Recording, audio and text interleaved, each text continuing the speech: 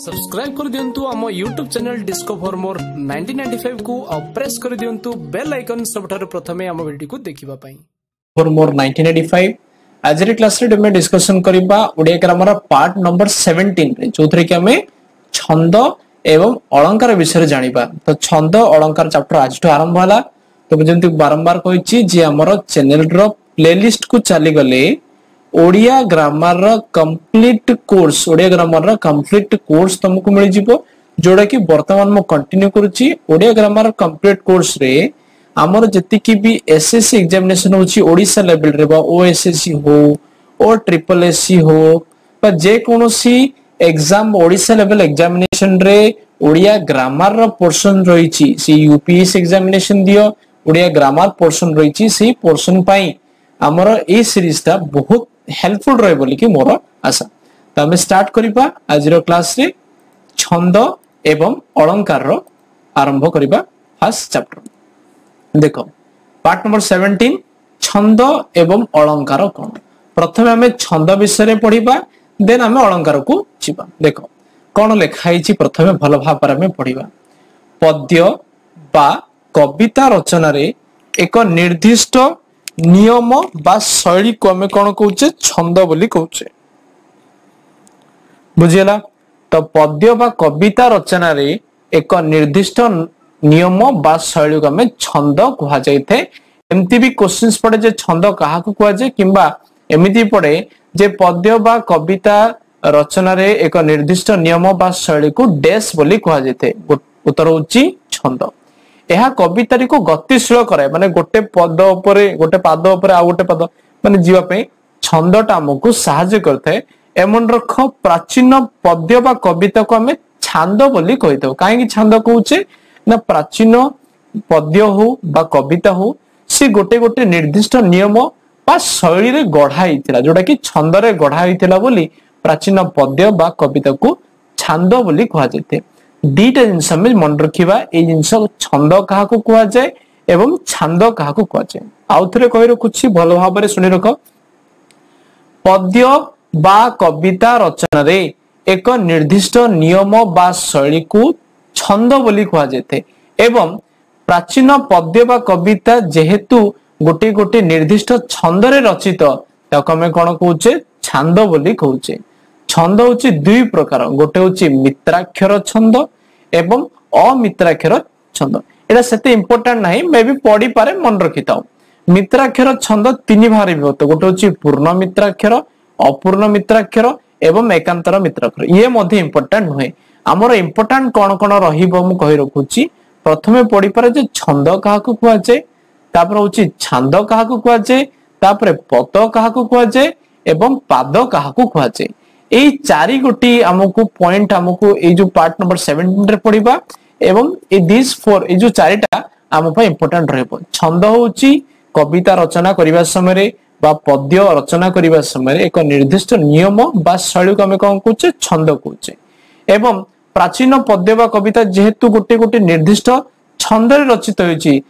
तेनु प्राचीन पद्य बा कविता को हम कोन कहूचे छंद बोली कहूचे। These are not important मन रखी पारले मते किछि खराब नाही। तापरे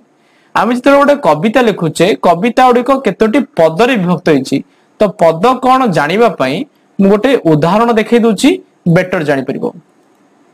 देखो एठी गोटे कविता रचना हिची बा गोटे पद्य टी रचना करा जाईची एवं पद्य रचना रो प्रत्येक गोटे गोटे भाग को ये होची गोटे गोटे पद ये होची गोटे गोटे पिला माने पद बुझेला एवं पदर ए गोटे गोटे लाइन होची पाद बुझियला। गोटे कविता मन रखला ने गोटे गोटे कविता हो बा पद्य हो ये गोटे गोटे पदरे विभक्त हेथे एवं पद किछि ना किछि पादरे विभक्त हेथे मन रखे जिंस को बुझियला। ए आउथरे तुमको एटी के शो कर दूची। देखो एठी कोन देला गोटे गोटे कविता कौन कही भल देख जे कौन कविता केते गोटे पदरे विभक्त सेमिति केतेटा पद केतेटा पादरे विभक्त होइथे। मो आउ थरे तुमको उदाहरण सहित टिके बुझे रखियो चाहे। देखो ये गोटे कविता देला ये कौन देछि गोटे कविता ये होछि गोटे कविता ये संपूर्ण होछि माने कर भाव गोटे कविता ये होछि गोटे कविता बा पद्य एवं पद्यर ये गोटे गोटे पार्ट हूँ गोटे गोटे पद मुझे आउ थे कही रखुची देख ये हूँ गोटे गोटे कौन पद्य ये हूँ पद्य बा कविता पद्य बा कविता एवं पद्य बा कविता गोटे गोटे पदरे विभक्त ये हूँ गोटे पद ये हूँ गोटे पद एवं ये जो गोटे पद रहिला पिलाने मन रख जो गोटे गोटे पद रहिला ये पदर गोटे गोटे ये हूँ गोटे पाद ये भी गोटे पाद ये भी गोटे पाद ये भी गोटे पाद ये हूँ गोटे गोटे पाद ये गोटे पाद ये गोटे पाद ये गोटे पाद एवं ये गोटे पाद माने ये जो गोटे पदरे चारोटी पाद रहिला हला कंफ्यूजन हबनी मन रख पिलाने कविता बा पद्य जोड़ा कि होची टोटलटा केतोटी पदरे विभक्त एवं ए गोटे पद भितर ए होची गोटे गोटे होची पाद ए होची गोटे गोटे पाद बुझेला छंद कोन छंद कोन पद कोन पाद कोन एतिक ही हमर इंपोर्टेंट रहइबो ए पार्ट रहइबो हे तथेबिटी देइची प्लॉट देखिनियो जे पदर प्रत्येक पंक्ति को गोटे गोटे पाद कहा जेते जेमते हम क देखिले जे गोटे पादरे चारोटी गोटे पदरे चारोटी पाद रहितला प्रति पदरे दुई बा ततोधिक पाद थाए तापर देखो जति काहाकू कहबा छंदर नियम अनुसार रचित होइथिबा पद्य को गान बा आवृत्ति कला बेले प्रत्येक पादर निर्दिष्ट अक्षर उपर विश्राम नेबा हुए एही विश्राम बा श्वासघात को जति बा जतिपात कहा जायते जेंति कि मु तुमको वर्तमान कहिबा समय रे मध्य मु किछि जगह विश्राम नउची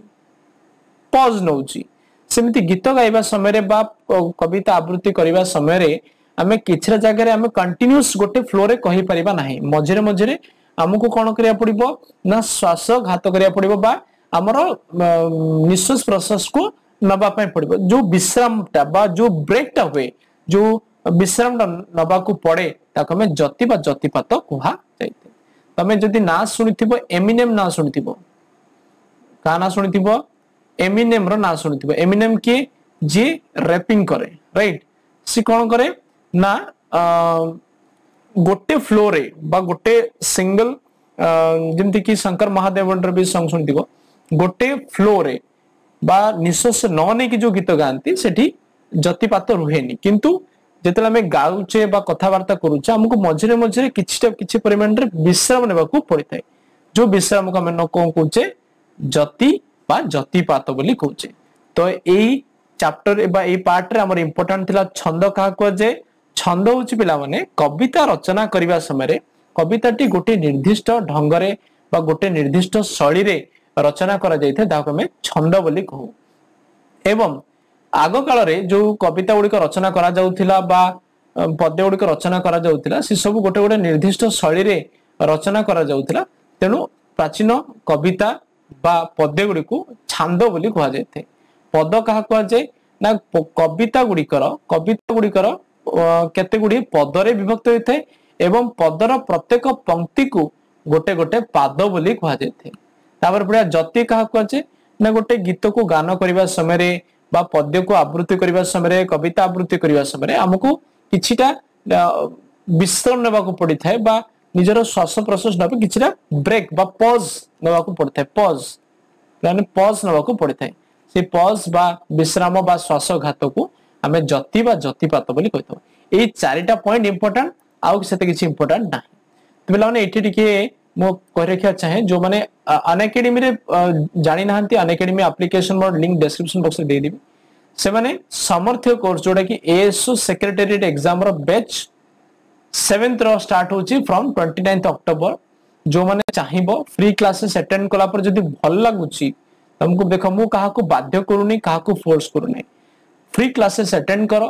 फ्री क्लासेस अटेंड कला पर जदी भल लागिला ताले तमे पेड कोर्स बा एमानकर कोर्स को तमे परचेस करि परिबो परचेस करबा मन रखियो बला जदी प्रसाद लाइफ कोड यूज को जे कोनोसी प्रसाद लाइफ कोड यूज करछो इंस्टेंट तुमको 10% ऑफ मिल जाउची ओके आगु तमे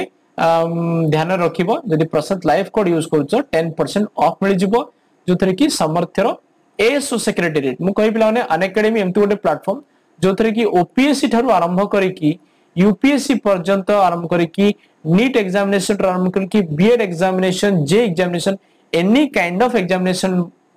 रो क्लासेस होची फ्री क्लासेस अटेंड करो जदी भल लागला go for paid courses that is my point जोटा कि प्रसाद लाइफ कोड जदी यूज करछ इंस्टेंटली 10% ऑफ मिल जिवो केवल ओपीएससी पे नो एनी काइंड ऑफ जदी भी परचेस करछ 10% ऑफ तुमको मिल जिवो।